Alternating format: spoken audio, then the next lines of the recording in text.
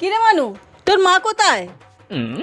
ও মা, কাকিমা যে, এসো এসো বসো।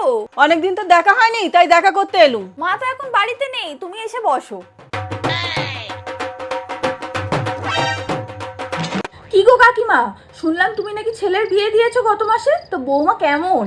আরে বৌমা একদম ভালো হয়নি রে।